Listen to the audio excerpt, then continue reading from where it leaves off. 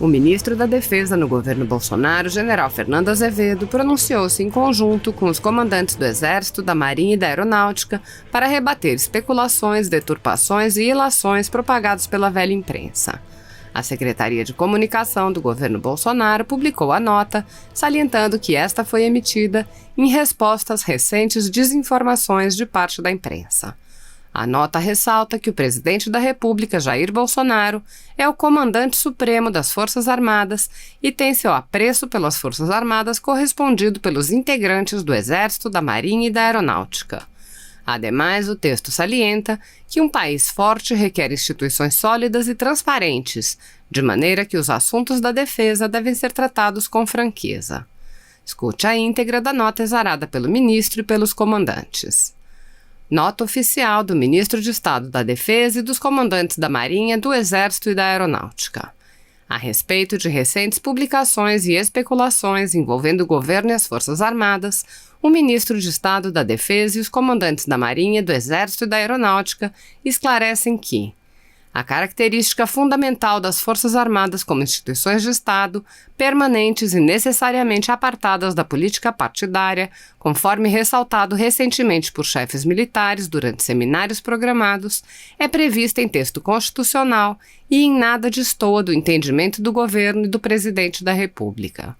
O presidente da República, como comandante supremo, tem demonstrado, por meio de decisões, declarações e presença junto às tropas, apreço pelas Forças Armadas, ao que tem sido correspondido.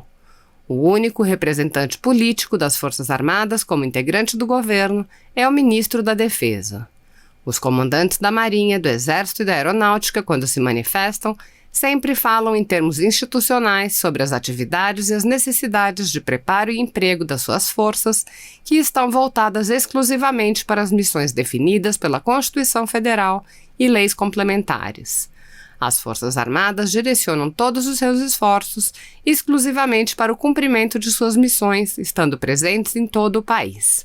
Atualmente atuam no combate ao novo coronavírus, inclusive com apoio às comunidades indígenas, no combate aos crimes ambientais, ao desmatamento e às queimadas na Amazônia, no acolhimento e interiorização de refugiados da crise na Venezuela, no combate aos crimes transnacionais, no apoio às eleições 2020, no apoio à população do Amapá em função da recente crise gerada por falta de energia elétrica, em ações humanitárias e sociais, como a Operação Carro-Pipa, que leva água a milhões de pessoas atingidas pela seca, o atendimento médico-hospitalar às populações ribeirinhas e transporte de órgãos para transplantes, além de inúmeras outras atividades, destacando ainda a essencial e diuturna proteção das fronteiras marítima, terrestre e aérea que asseguram nossa soberania e desenvolvimento nacional.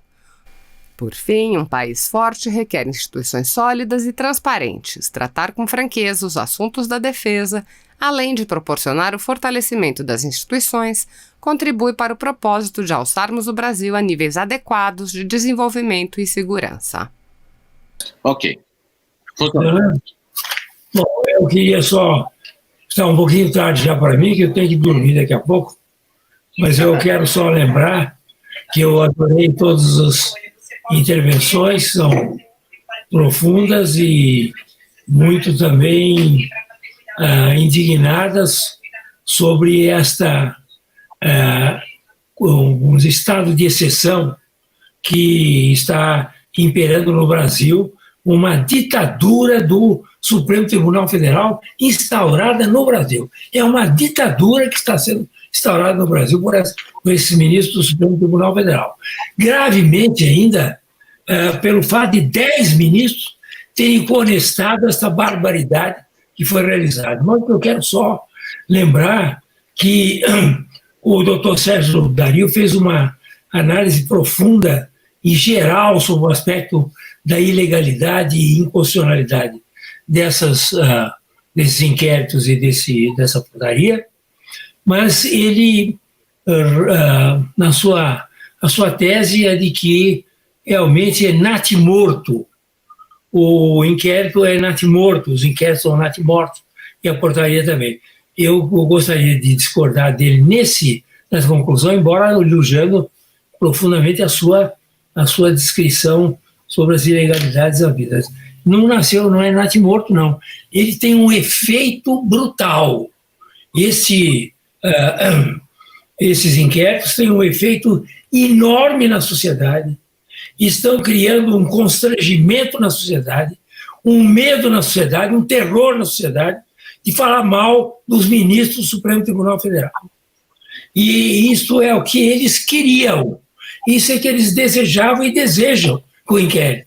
Eles não querem nada que o inquérito seja julgado em primeira instância, que vá para lá, que seja arquivado, porque não tem consistência. Não interessa a mínima. Interessa que eles, ao prorrogar de 6 meses, não prorrogando, agora com o aval de 10 ministros, eles vão prorrogar, é para criar o terror na sociedade, criar o estado de exceção que eles estão criando na sociedade. Esse é o objetivo. E, portanto, a questão aqui também, eu gostaria de elogiar muito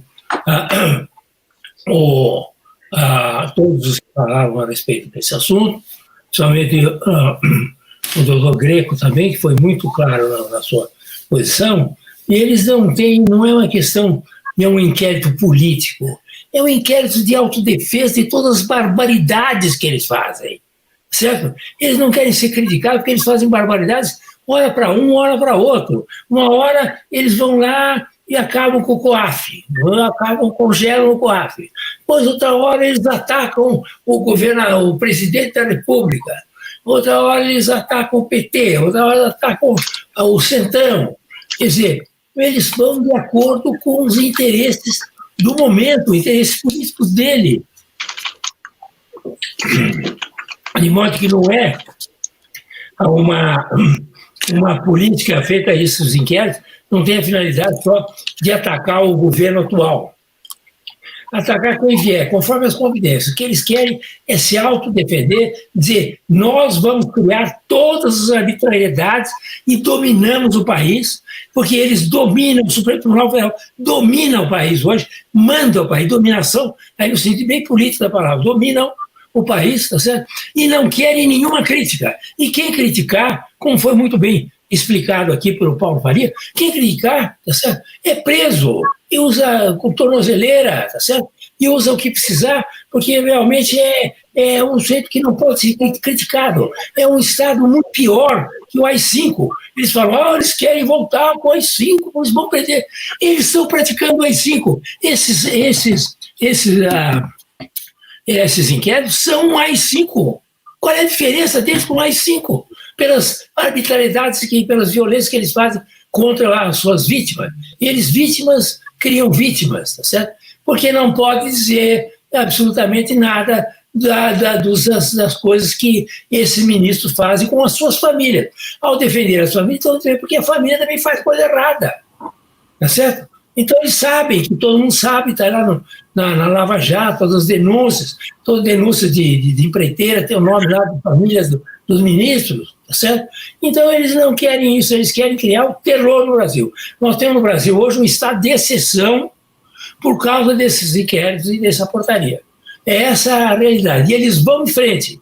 Eles vão agora prorrogar por mais 6 meses, daqui a pouco prorrogam por mais 6 meses, e assim vão até o fim do mundo, porque é um inquérito do fim do mundo mesmo. Então eles vão até o fim do mundo fazendo esse tipo de arbitrariedade contra a sociedade brasileira. Nós não temos mais um Estado democrático no Brasil. É conversa fiada. O Estado democrático brasileiro está suspenso, pelo menos. Não, há uma suspensão do Estado democrático de direito no Brasil enquanto viger esse tipo de conduta e de inquéritos e portarias do Supremo Tribunal Federal. Deixa eu só acrescentar uma coisinha aqui. A turma tá agoniada querendo solução, não é? Eu estou vendo a galera toda aqui mandando mensagem, qual é a solução, qual é a solução, qual é a solução? Eu vou até submeter uma solução a vocês, eu posso estar um pouco louco, né, com tudo que está acontecendo, mas a nossa única alternativa não é contar com o Senado, porque a gente sabe que ali é uma troca, né, de gentileza. Então, quer dizer que aí eu particularmente, junto com o senador, né, que começou o mandato ano passado, nós propusemos o impeachment do Gilmar Mendes, e obviamente que isso não vai andar, né? Então, nós temos que ter, na verdade, mecanismos populares para que a coisa funcione. Então, a minha sugestão, já que a gente tem que ter uma sugestão, a minha sugestão, primeiro, Nós temos que fazer uma PEC, um projeto de emenda à Constituição, prevendo uma iniciativa popular, obrigando o presidente do Senado a colocar em pauta os processos que digam a respeito aos impedimentos dos ministros do STF. Porque se não for assim, nós não temos os projetos de iniciativa popular para as leis, por que a gente não pode obrigar ao chefe do Congresso Nacional, ao chefe do Poder Legislativo, a fazer isso? Porque eles estão lá, eles são nossos representantes. Eles não são nada mais, nada menos do que nossos representantes. Mas de representantes eles não têm absolutamente nada.